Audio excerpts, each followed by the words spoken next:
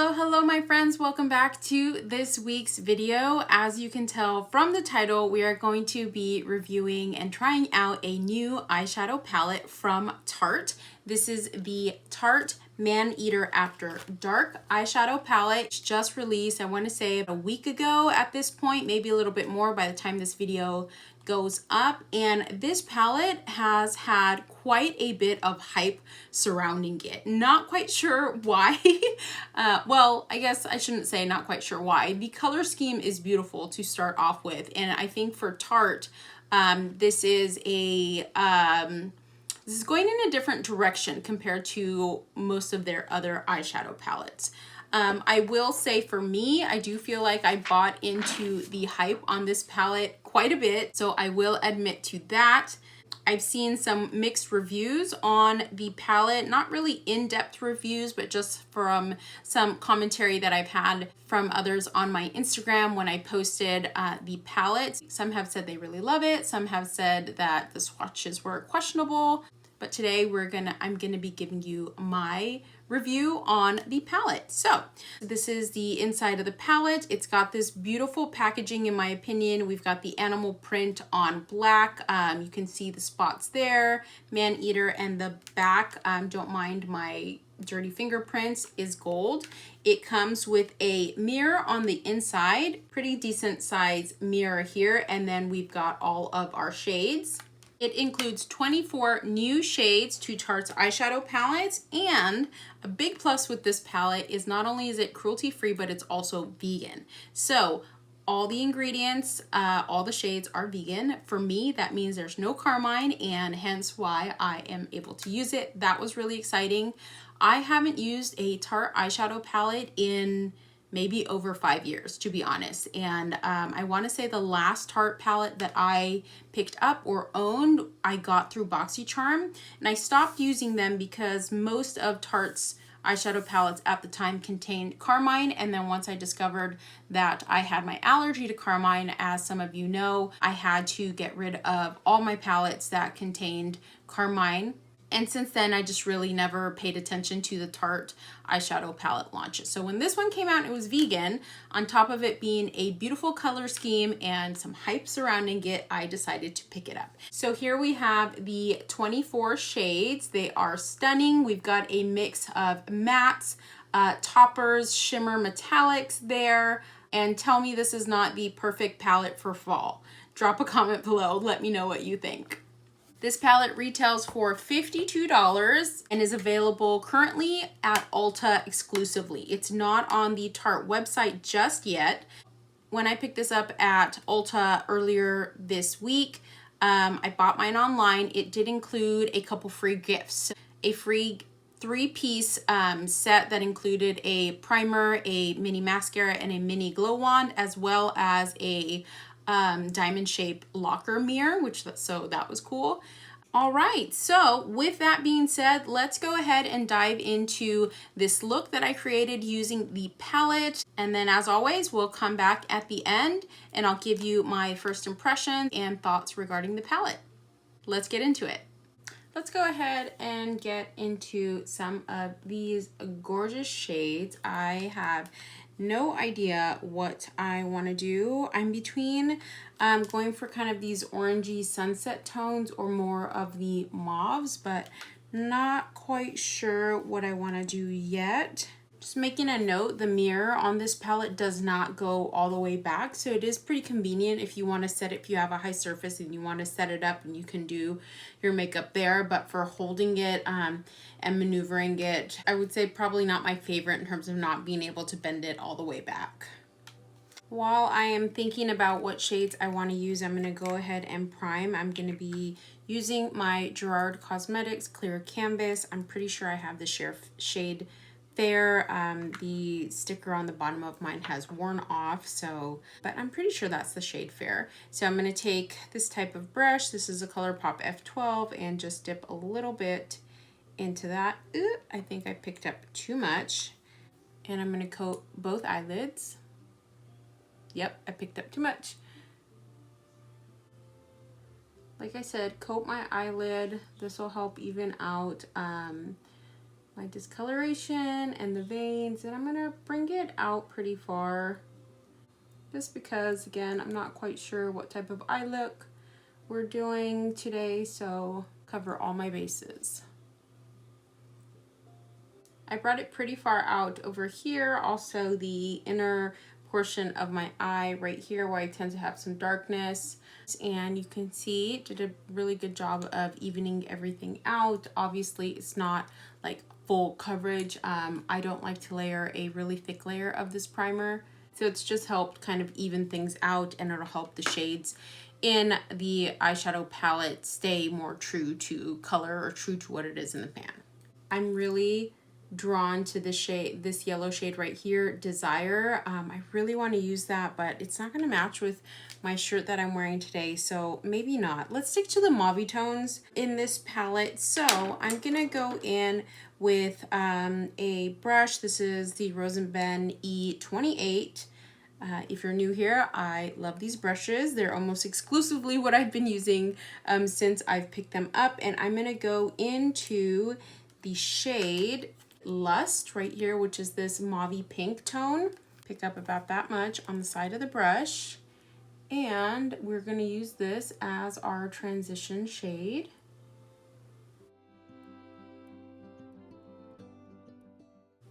Comment below if you notice that I didn't do my complexion first today. If you've been here on my channel for a while, you'll know that I usually prefer to do my complexion first. I feel like that helps me visualize my entire look more, but because I haven't used a Tarte palette in forever, I decided to just do the eyes first just in case we had fallout, and that way we could clean up, and that way I can clean up before I go in with my complexion. Okay, so there we have that pretty pinky mauve color. I do really like it. I feel like it's building nicely, smooth, no patchiness. So far, so good. When this palette came out, I'll have to admit I did buy into the hype with this palette. This palette is actually vegan, which is great, meaning I can use it. I mean, obviously, I'm using it right now, so. Next shade I'm gonna go into is this more kind of neutral toned brown called Temptress, and I'm going to be using that on the same Rose & Ben E28 brush, and I'm going to pick it up on the very tip of the brush, so right there, and I am going to place this right in my crease to kind of deepen this up and give me some dimension. And then with whatever's on the brush, without picking up more, I'm just going to slide that into this part of my crease, the inner part of my crease. So there you can see that dimension compared to this eye. I am getting a tiny bit of kick up on that shade. Nothing too crazy. Side note, in terms of the packaging, I'm obviously holding it up because I'm using the mirror of this to apply my eyeshadow, and it is a little heavy holding it in my hand. I feel like, you know, with the plastic, although it does feel like really good quality and it's beautiful aesthetically in terms of the packaging, it is heavy. I'm feeling it heavy in my hand. My hand is getting tired, so keep that in mind. Especially if you're using this on a client and holding it in your hand, I can really see it tiring you out. Looking in here more closely, where we added that second shade Temptress, and it blended into that lighter transition shade beautifully. No skipping, no patchiness, not looking muddy. So far, so good. Moving right along, I'm still using that same brush. You can just, you know, wipe it off on a paper towel or a, you know, washcloth, a dry washcloth as you go through. And I'm gonna dip into the shade, this deep mauve shade right here, Moody. And I'm gonna pick that up. I'm gonna go a little bit on the tip of the brush. I'm sure you guys can guess where this is gonna go. This is gonna go on the outer corner, and I'm just gonna press it. That's a pretty color. thought it would be more pigmented than that, so I'm gonna pick up a little bit more and I'm pressing.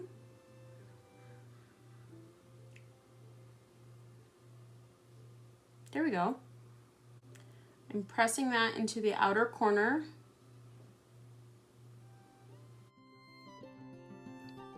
I'm pressing it upwards, kind of towards my crease, not actually in the crease, just to blend it in with that other shade. And don't worry about this mess, we'll clean this up.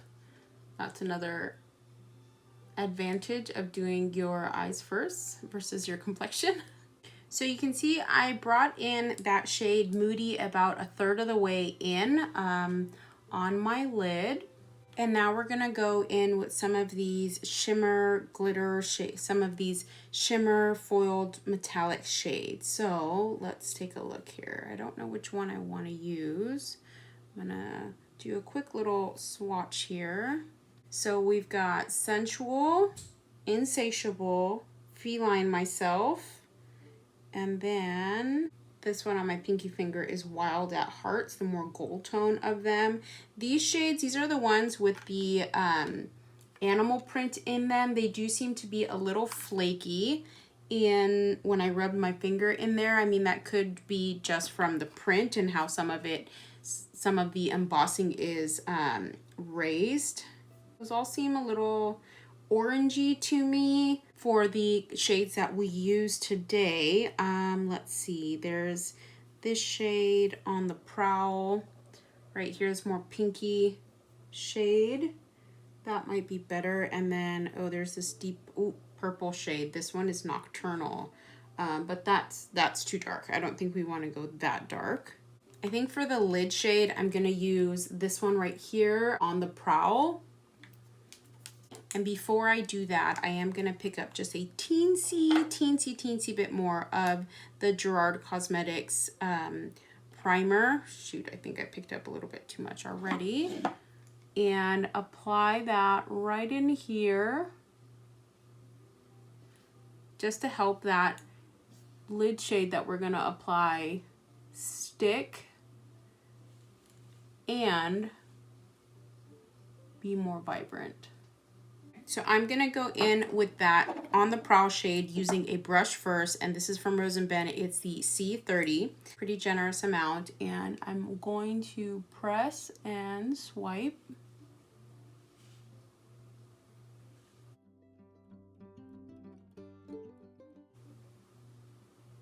Okay, that Prowl shade on the Prowl seems to be more of a topper shade. It's not really giving me the pop that I wanted. Let's try that with my finger.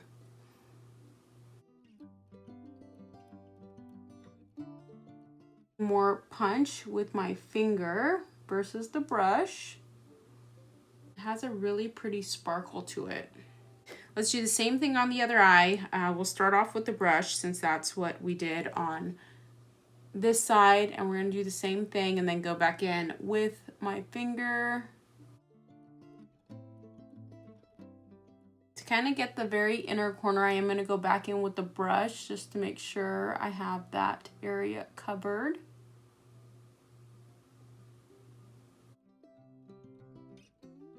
And definitely glad that I decided to do my eyes first because I am getting some fallout on my under eyes, and that looks like it's gonna be pretty hard to get off if you have your concealer done. So I think I wanna add a little bit more to the eyelids. I wanna try this shade right here, Intense. It looks like it might be a duochrome kind of shift shade because I see gold and pink in there, but I want to apply that with a brush. Give me a second here. And use some setting spray and see how that does. So I'm gonna go in with this Sigma E55 brush. We're gonna pick up that shade Intense. Doesn't seem like much is getting on the brush, to be honest. And then I'm gonna give it a spritz with my MAC Fix Plus and go right over it. It's adding a more of a shift to that. I don't know if you guys can see that on camera. Keep in mind, I did wet my brush slightly. And I just tapped it in the center of my lid. I am noticing on this lid right here, it looks like it lifted some of that original shade that I laid down. I don't know if you guys can see that on camera, but it looks like I have a little bit of a gap. Just doesn't look as seamless, and I have even more fallout. So, so far with these shimmers, not my favorite. The mattes did great, but let's keep going and see how it turns out. I am gonna dip into the black in this palette called Animal Instinct, and I'm gonna use an E27 brush from Rose & Ben, and I'm gonna do just the slightest amount. You probably can't even see that, and bring that on my lower lash line. So this outer corner, that's a pretty pigmented black. That's nice.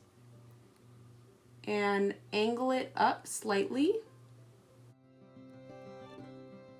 Just this outer corner. And then with whatever is on the brush, I'm gonna gently pull it to give a little bit of that cat eye shape.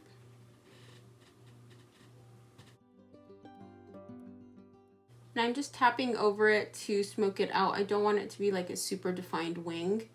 It's also going to help deepen this shade that we put in the outer corner. We're going to do the same to the other eye. So that black shade, again, Animal Instinct, it's one of the mattes. It worked beautifully. I have no complaints. So far, the mattes are really stealing the show for me. The shimmers and metallics and whatnot, while they do swatch beautifully, I don't know if you guys can see that the way my arm is angled. On the eyes, I'm having a bit of trouble with, I guess you could say, patchiness and fallout. Fallout is fine, I mean, as long as you're aware, so that way you know to do your eyes first before your complexion. But the patchiness and the lifting when applying other shades is not my favorite. I think that first shade that I went in with on the lid, the On the Prowl, I think that's more of a topper shade, and that might have been my mistake in going in with that shade first. But this is a first impressions of this palette, so we're just gonna keep going and see how it turns out. I'm gonna go and finish up the rest of my makeup, and we'll come back and do the lower lash line together. I'm back, and I forgot to press record on my camera when I was doing the lower lash line, so I do apologize for that. Obviously, the rest of my makeup is done. Just to give you guys an idea, I went ahead with the shade Moody on my lower lash line. I used that on an E27 Rose & Ben brush, and then I dipped in just a bit to the black, the Animal Instinct shade, and deepened it up and kind of connected it to that smoky wing that we have going on. So here we have the finished look on the eyes. I am still seeing some fallout from that, I'm assuming from that shimmer on my cheeks and the high points right here. Mind you, I did go in with a makeup wipe and micellar water and clean up my under eyes before I went in with my concealer and the rest of my products. So I would recommend, if you're going to be using those more flaky shimmery topper shades in this palette, to use a glitter glue. I thought the Gerard Clean Canvas would be enough in terms of having something to stick to it. Seems like that wasn't the case. Usually this does the trick because it does have a more wet, tacky finish to it, but keep that in mind. So overall, the mattes blended beautifully. I would say for me, the highlights in this palette so far are going to be the matte shades that I use. The toppers and the shimmers, I'd like to play with a little bit more before giving my final like yay or nay on whether or not you should pick up this palette. It is a beautiful, stunning palette. I think for the fall season, I feel like this is the perfect palette to have in terms of the layout and the color scheme. I really want to dive into that yellow shade as well as this green. You guys know I love green eyeshadow.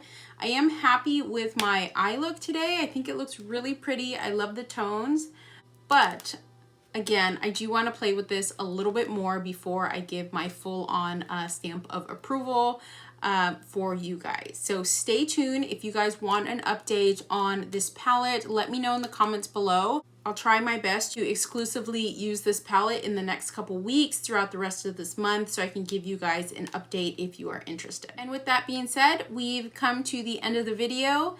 Thank you for taking some time out of your day or night to join me and tune in. If you are new here, welcome. My name is Layla. Thanks for stopping by, and for all my returning viewers and subscribers, welcome back. I do appreciate it. I hope you guys have a great day or night wherever you are, and I'll see you in the next one. Bye.